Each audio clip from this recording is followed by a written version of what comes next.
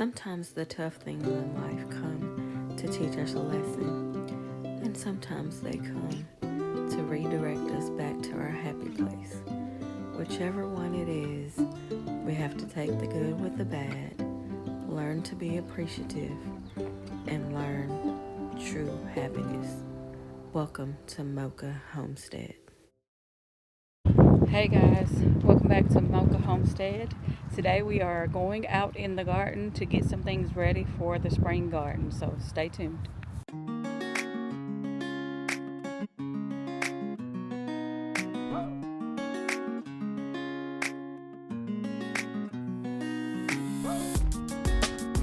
So this is what the garden looks like right now. We're going to try to get some stuff cleaned up and hopefully make it look a little bit better to be ready for the spring planting.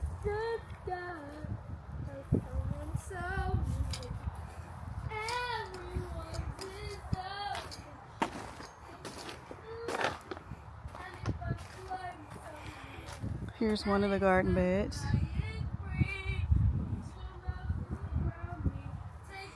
The one in the back is already dead, has been dead all winter. This one we were growing some greens and we picked our last picking and we've kind of just let it do what it wants to do at this point, but we are going to clean that out here shortly in the upcoming weeks. This bed, we had some lettuce and cabbages in it. We've already harvested everything, and we've kind of left some things in here so that the weeds won't take over, but we will be cleaning this out as well.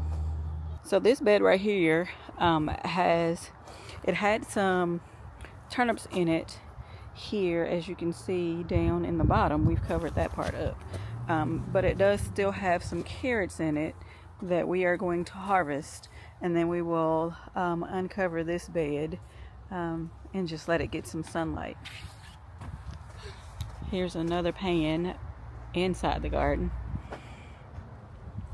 and if you can see over there, our berry bushes are actually needing to be cleaned up. They are starting to go wild and I don't want them to grow everywhere, so we're going to clean those up. All right, are you ready?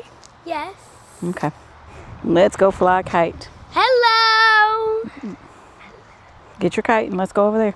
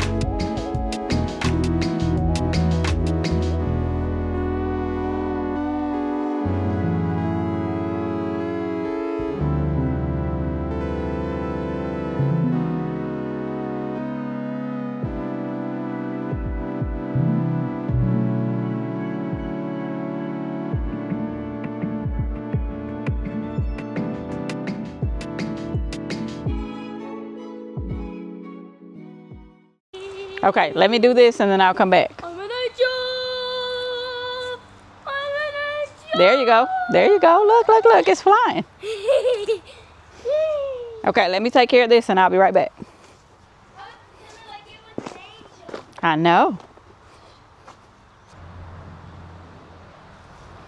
Alrighty, you guys. So now we're going to go over. Let me grab my gloves and my choppers because we are going to go over to trim the berry area. So let's see what we got over here.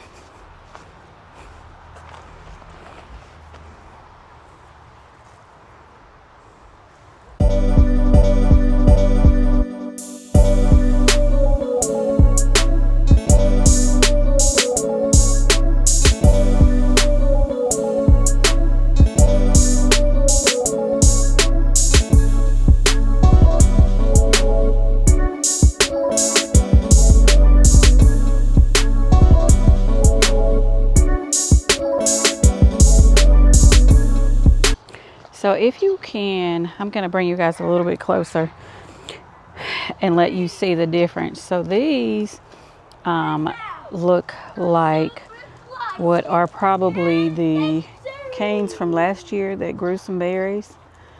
And then, or like these, you see how these are all grayish and peeling? These are the ones from last year, and I think that my raspberries are primo canes, which means they grow on first year canes, and so I can cut back all of the canes that grew last year that gave me berries. I can cut those back because they won't produce any more berries. So that's what we're going to do. And then if you're able to tell over here, some of my berries have grown down to the ground. They will root if they stay touching the ground too long. So we're going to cut these long vines off as well.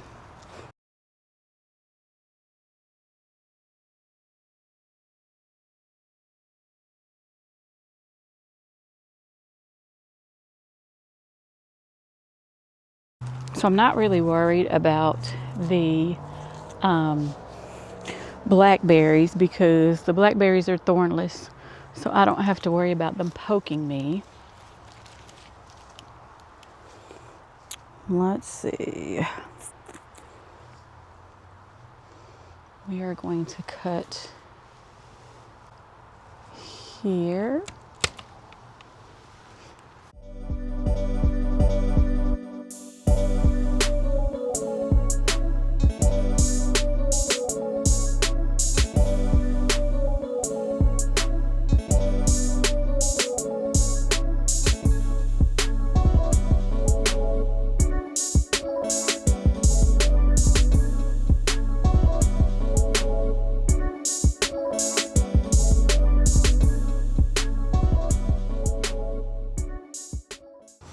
So some of these vines have been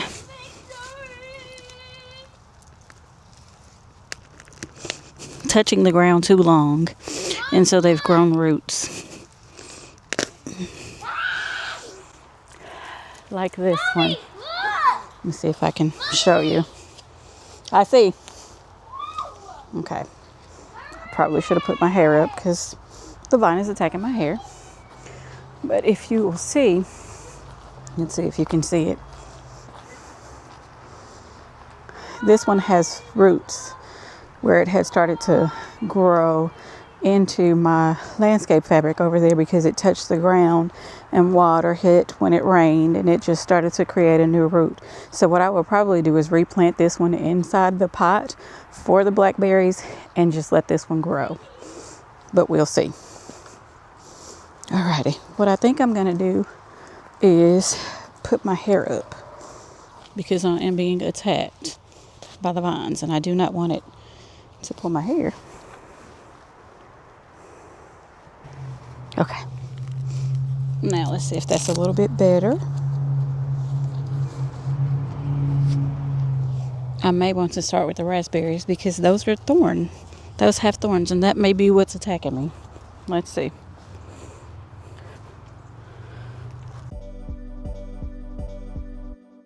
I want to try to keep them separated so that I know what's blackberries and what's raspberries. Although I should be able to tell because of the thorns.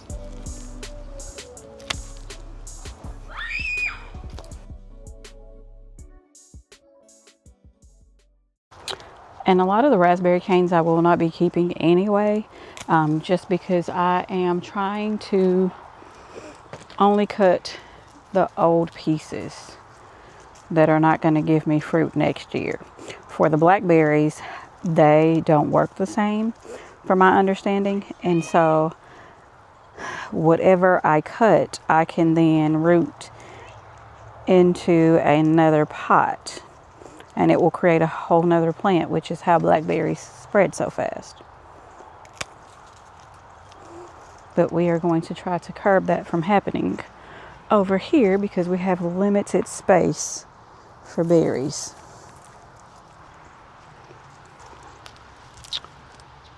I think what I need to do is go on the outside of the fence and take down this netting, and we'll put it back up next season once the berries start to grow, to keep the birds from coming in, because it's blocking me from cutting what I need to cut. So I'll be right back.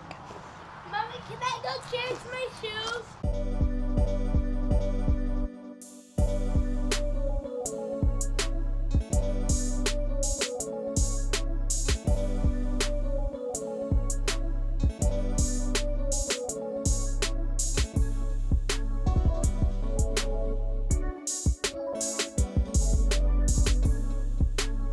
So while I'm over here, I figured I would go ahead and cut the ones that are hanging over. And I see that there are quite a few that have started to root outside of the area that they were designated. So we're going to have to get these up. Oh, this one is a big one.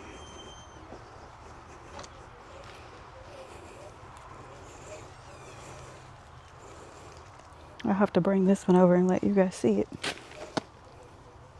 That's a good one to root.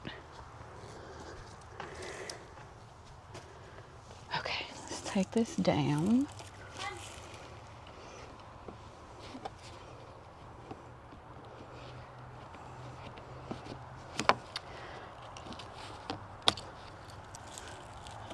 And all I'm doing is pulling the staples out where I staple this netting to the fence.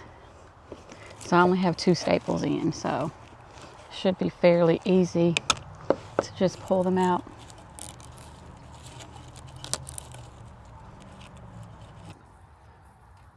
This bed still has our greens in it, so we still have this one covered up a little bit. So this will be the last bed that we retire for the spring. So I have this annoying weed that has grown up in my garden bed that it has thorns on it. I don't know if you can see it, but it has thorns on it, and it looks kind of like a blueberry bush, but not. I don't know where it came from, but it's very annoying. And so now I'm trying to get it out before springtime comes around.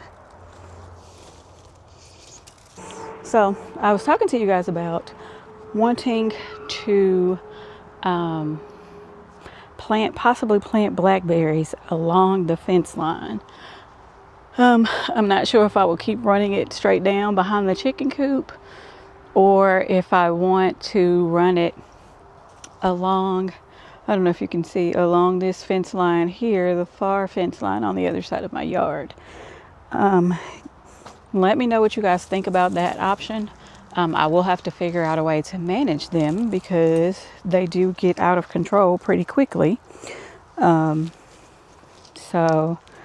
I don't know. I'm also considering getting rid of my raspberries and getting some thornless raspberries, because it was no fun last year trying to pick raspberries. Although there was an abundance, because I've had that plant for so long, it was a pain trying to pick them because of the thorns. So I'm thinking of maybe finding a thornless variety. If you grow a thornless variety, let me know in the comments what you grow and if you've had a lot of success with it. If you like it, if you don't. Or if you know a little bit about raspberries and you have one that will grow in zone 8A that is easy to maintain, so that I can look into that, because the thorns are becoming a pain.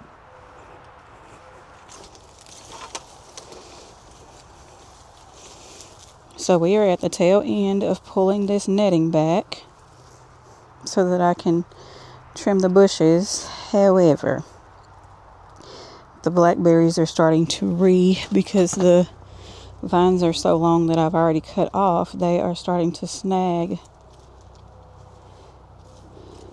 this netting again.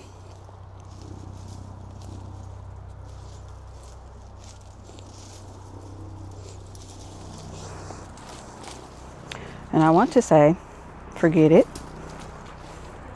And cut the netting and just buy some more for this upcoming season. But then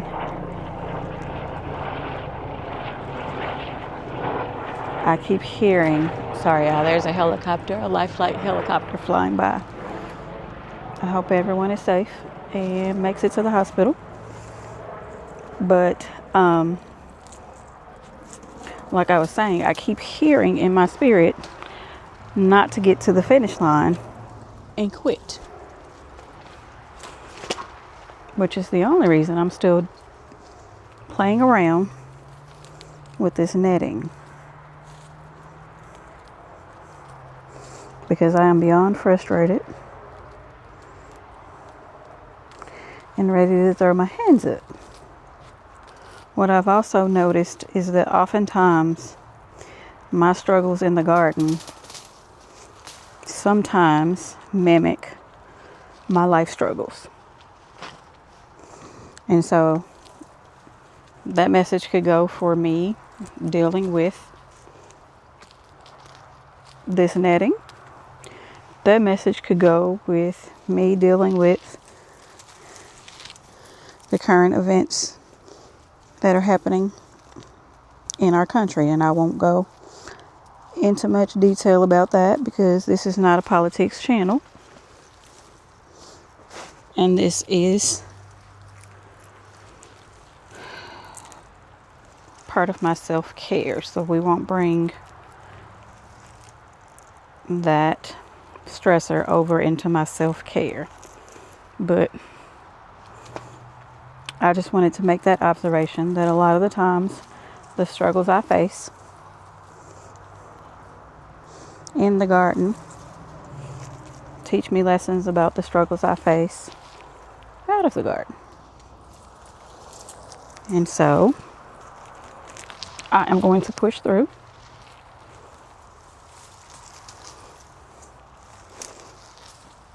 And remove this netting. Okay.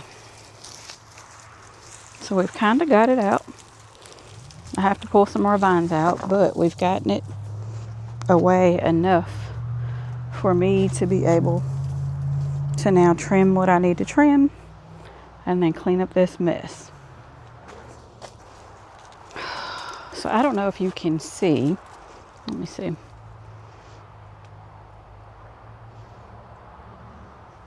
There are some wire that I've strung all the way down there to try to keep these vines in check. I'm going to have to get more wire to string again, but in the meantime, I'm going to try to push these in between the wires as much as I can to try to get them under control. So a lot of these are second year canes that I can cut back. So I'm thinking that if I am going to replace these raspberries, now is the time to do it.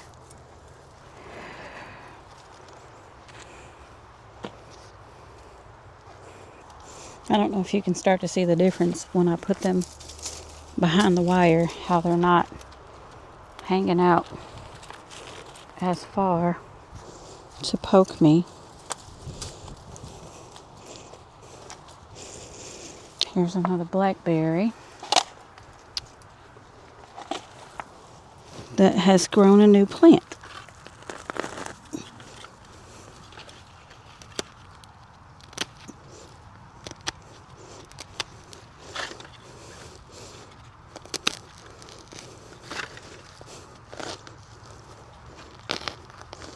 Through my landscape fabric. And this whole process is taking me a little bit longer than I plan to spend on this. But I have been procrastinating all winter. And now it's crunch time because it has started to warm up a little bit, and these plants will start to put on leaves.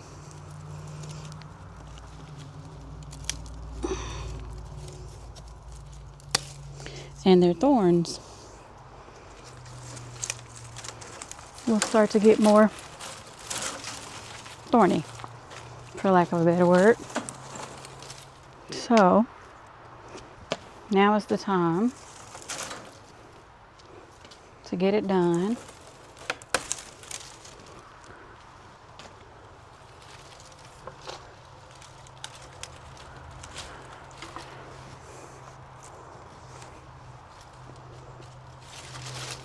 Before I head into seed starting season.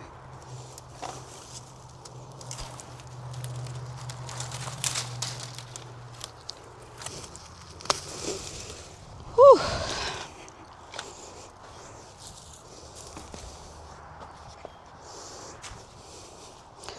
Okay.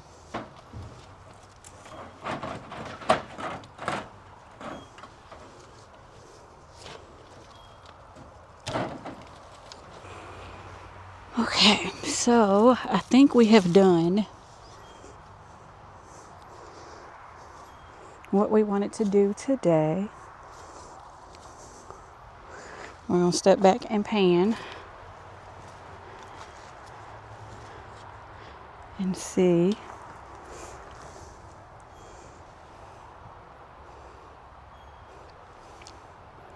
So I think we've pretty much cleaned up everything we needed to clean up as far as the vines. And we will come back and clean the rest of this mess up on another day. Hey guys, I forgot to turn the camera on before I got started, but basically I am doing a little bit of ingredient prep here today. So I have already, let me let you see. I have already kind of cut the sweet peppers. What I did was cut the tops off and took the seeds out of these. I'm going to chop these up. I have already done, let's see if you can see these. I have already done some chicken thighs, and I have already done both chopped sweet onions and some minced sweet onions. So that's kind of how I do my prep. I usually buy a bag of onions from Sam's or Costco or somewhere that has about 3 to 6 pounds of onions in it. And I take the onions and I either chop them and I mince them. When I buy bulk chicken, I will also vacuum seal that in the freezer, because I don't know how long it will take me to use it. Sometimes if I know I'm going to use it maybe that week or whatever, I will put it in a Ziploc bag and put it in the freezer. But normally I will vacuum seal it so that it is very protected. So right now I am going to finish doing what I was doing for the peppers. Basically, you take a pepper, and I cut all around the top. So, like so.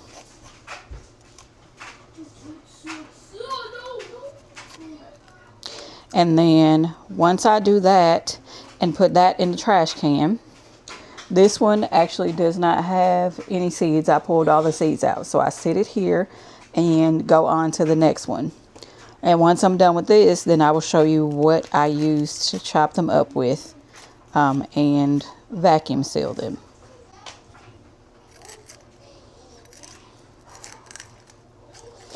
If there is some seeds in it, what I do is take my knife and I scrape around the insides so that all I have to do is turn it over in the trash can and the insides will fall out. Okay, now that I have these chopped up, what I will do, or cleaned out, what I will do is chop them in half. Just because the chopper that I have does not have a large surface area to chop. So I chop them in half. And these are very crispy, which I love. And I may actually save some of these to go in a pasta dish that I'm going to make tonight.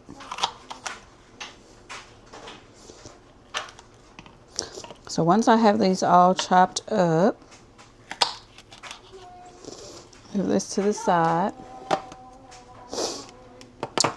I have a chopper that I got from Aldi maybe 2 or 3 years ago. I did break it on this side, but I just hold it here and still use the chopper because it still works fine. So what I'll do is place one on there and just give it a hit. And I have it on the bigger cutter setting so that it will give me a pretty good size pepper, because if you cut it too small, it will become mushy when you go to cook it, and I don't like mushy peppers.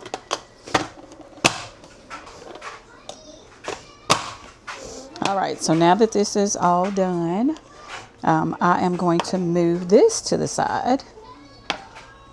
And let me bring you over here so you can see.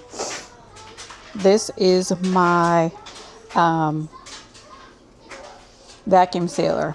I actually got this off Amazon several years ago, probably maybe 2022 or 2021, when I bought this house and started doing homesteading.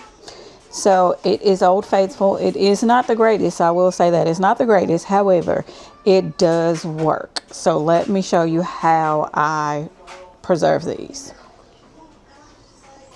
So I have to figure out, I bought these rolls of, what do you call it?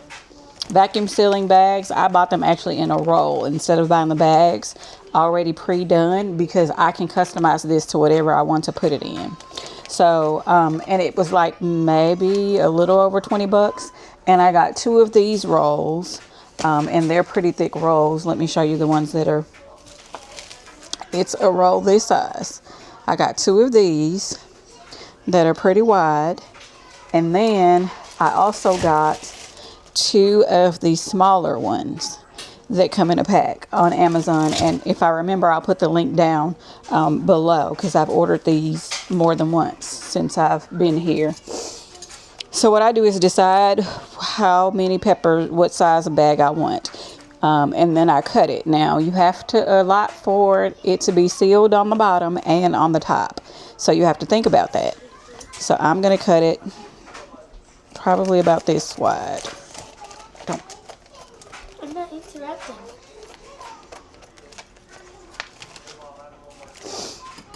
And then I am going to seal the bottom.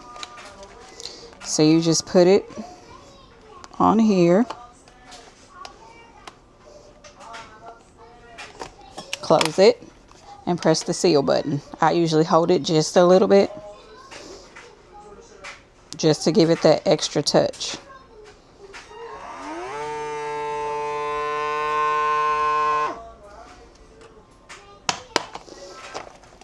And now it's sealed.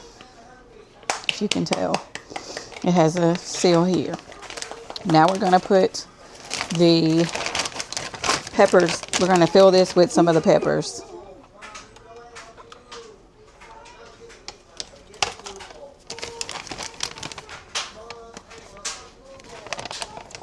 And I'm going to keep some of these out because I'm going to use them in a dish that I am making this afternoon for dinner and my meal prep.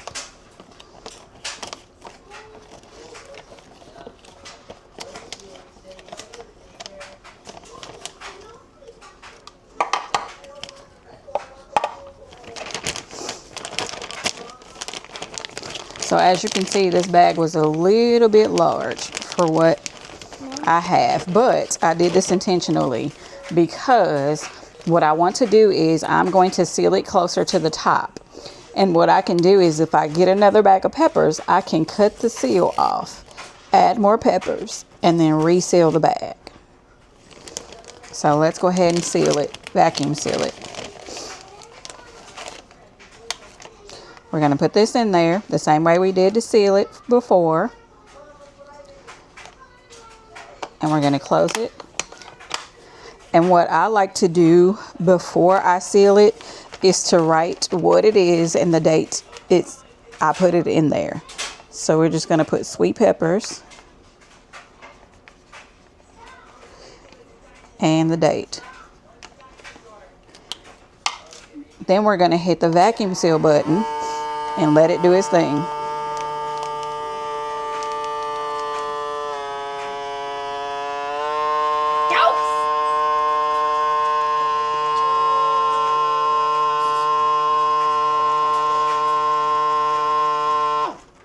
Now I can already tell that this is not going to be a good seal because I saw the liquid coming from the peppers. I was already prepared for that. So once the light goes off, we're going to open this up. And actually, surprisingly, it sealed it. Now, there is going to be some liquid that is at the top of this bag.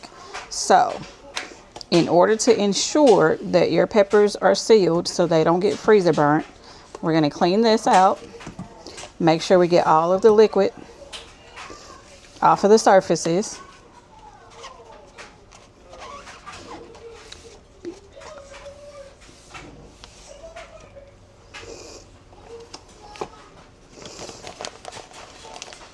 And we're going to do this again, but we're going to move the bag just a little bit further in.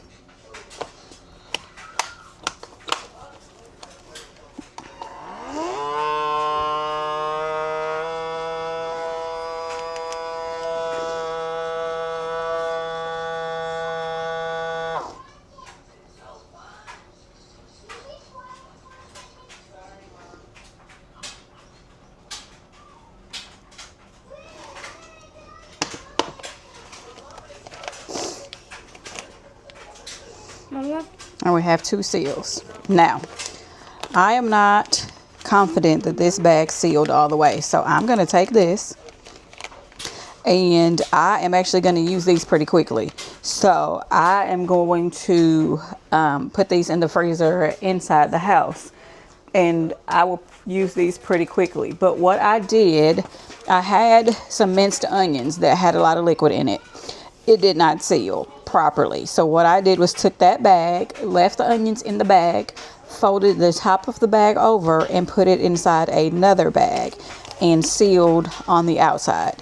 This will keep your onions or whatever produce you put in there protected. So if you have something that has a lot of liquid in it and it won't vacuum seal, you can actually seal it the best you can in this bag. Put it in, fold the top like this, put it inside another bag, and then vacuum seal.